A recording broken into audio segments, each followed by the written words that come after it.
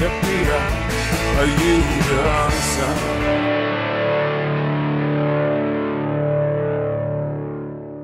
Yes, it's Phil Cleary here, and of course, where else would I be in the aftermath of an AFL Grand Final featuring Geelong than at Skilled Stadium, right in the heart of this beautiful city.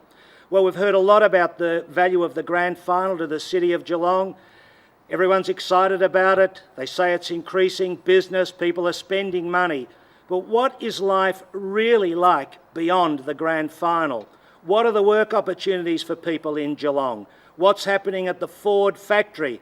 What's happening to manufacturing? Well, we want to draw the curtain on the Grand Final and find out exactly what is happening in Geelong. And with me is Tim Gooden, Secretary of the Geelong Trades Hall. Good on you, Tim. G'day, Phil. And John Doran, President of the Electrical Trades Union. How are you, John? Good on you, Phil. Good, mate. So, Tim, behind the facade and the excitement of football, what is the lie of the land really like in Geelong? Well, Phil, it has really been exciting. It has been good for the community. All a bit of a boost in morale, very exciting. Somewhat of a distraction from the day-to-day grind, because there has been a few kicks in the head down here in Geelong lately with a couple of businesses closing. Well, just stop me there. What about Ford? Like, it's an icon, you know, it sponsors this football club and everyone praises Ford for its support. But a lot of people are unhappy about its attitude to workers at the plant in Geelong. Well, it's an international question for Ford. I mean, right across the car market, I think they're all having difficulties, and Ford Geelong is part of that. They've laid off 30,000 plus in America, and they've announced 600 here for 2010. The union's trying very hard to claw some of that back, bring some of that back, but then Ford turned around and announced, well, the Christmas party's now cancelled. So explain that to people. They've had a Christmas party, Ford, for years and years and years. Why have they suddenly pulled the pin on a Christmas party? It's not going to cost them an arm and a leg. Well, it's definitely a money issue. I mean... Really? Yeah, well, there's no other reason for it. It's not an industrial issue. The workers have always taken the day. It's been part of that building the solidarity in the workforce and the company, etc. And for whatever reason, they've decided to pull the pin. So we can only assume that it's economic. Look, the federal government's going to spend $28 million on this ground here, they say, to develop it. So there is money around. Are they doing enough to support manufacturing in Geelong? Should they be finding some new strategies? Well, that was a funny thing. The federal government's going to put $14 million into a $28,000 revamp. The federal and the state government are putting a $24 million Geelong investment fund up for grabs, and that will attract some business. But you've got to keep it in proportion. The 600 workers at Ford spend $26 million a year in the community. So is morale reasonable among workers in Geelong, and what's been the impact of work choices on working life? Well, generally on the job fronts, everyone's still pretty keen that there will be other investments, and we've got a lot of skills here, we will be able to use it. On the industrial front, that's a sadder picture. The Building Industry Task Force is running around trying to sue everybody at the moment. We've got, even here at the Geelong football ground, they've outsourced the looking after the cleaning of the seats, etc., to skilled body hire, and they've got their workers on a lower rate than the workers at the MCG doing exactly the same job. Well, that's not good enough, is it? The Cats supporters should be outraged. What, that their cleaners aren't getting paid as much as someone at the G? Well, that's right. The MEAA, the Municipal Media, Entertainment and Arts Alliance Union, are trying to negotiate with Skilled at the moment to keep them all on the same. But this is going right across the board. We've got a lot of individual contracts being pushed onto people.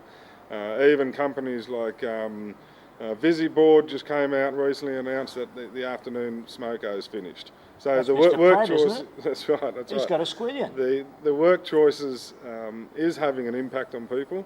My biggest concern is that people won't be able to afford to go to games in the future or get Saturday's afternoon off to go to the game. Well, that's what people are talking about with the flexibility. controlled by bosses, it means that workers can be working all over the place and they can't get down to look after the kids at the netball club or the footy club or the cricket club. That's right. And then individual companies, their first priority is to their profits and their shareholders. They don't take into account the broader social issues. Thanks for your time, Tim. What we might do at another time is get Mr. Costa along and we might have a yarn to him and see how things are travelling if he can't give us a hand to make sure that Work Choices gets the flick. Well, Frank's always good for gift for the gab. I'm sure he'll come up with a few ideas. John Doran, this is a beautiful stadium. Tell me, John, who built it? Well, Phil, it was built by the workers of Geelong. Really? If you look across there, mate, there's a $24 million stadium there, and it was built on time, and it's a magnificent stadium, mate. Now, did Mr. Costa thank the unionists of Geelong for building this stadium on time? He publicly did, Phil. He came out in the papers and thanked the workers very much because one stage it was going a little bit slow, and by thanking the workers, it was built on time. So, John, you've lived in and around Geelong. I mean, you were down at Lawn for a while, I think for about 40 years, is 40 that years, right? mate, 40 yeah. years. So you've seen the place change and you know a lot about the politics. What's the political mood like in Geelong at the present time? Well, we're letterboxing at the moment, Phil, with Your Right to Work campaign, not telling the people to vote Labor or Liberal, and we're getting a hell of a good response in the Corangamite area. That's held by MacArthur. Stuart MacArthur, yes. Seat by about 5%. And he's really got to look at it now. The way we're working, people usually get upset by putting junk mail in letterboxes, but we're getting a really good response from placing this advertising in, and the people are really responding by it all. This is a union show. The Conservatives would look in and say, well, you'd expect them to be critical of Work Choices, but give us a couple of arguments as to why Work Choices is definitely bad. Well, the people are getting screwed, Phil. I'm really worried about the young people that are going on these contracts, AWAs with McDonald's and these sort of companies, and the kids are really getting screwed, and it's up to the parents to come out now and help the kids as much as we can. John, just explain to our viewers, how is it that an AWA can reduce a person's wages? Well, it's the contract they signed, Phil, they sign away all their rights that the union people have got, and a beautiful day like today, you get a Saturday or Sunday, and these young ones have got to work in these shops and major shopping centres, and on their own most of the time, like they're up for robberies and shoplifting and stuff like this, and these young people have got to stand up for their rights in these shops by signing AWAs, and it just can't be done. It's not possible. Everyone accuses everyone else of being engaged in propaganda when it comes to the workplace and the Work Choices legislation. Are the figures telling us anything about the truth? No, it's completely propaganda, Phil, because you see hockey on TV and Costello, and they really make you shudder where they get these figures from. I know the Labor Party do it as well, with the unemployment down to 0 or 4%, whatever, but they count people that are working, not manual times, they could be working 1 hour a week, and they count them as working. Both sides of politics do it, and it just frustrates the people that really care about the young ones out there working, that they're counting them as fully employed. Do you think John Howard's in trouble? I really think he is, but he's sort of like, he's been around a hell of a long time, and he could pull anything out of his hat. I wouldn't put anything past the man, because I was always taught to be a liar, you've got to have a very good memory. And I think Howard hasn't got a very good memory, and he's a bloody liar. So, what about our man Kevin Rudd? Do you like him? I have to say yes, Phil, but I don't think there's much difference between the two, actually, because we're handing out your rights at work, pamphlets and stuff, and we've really got to stick up for the battlers now. I think you've got to take it off politicians.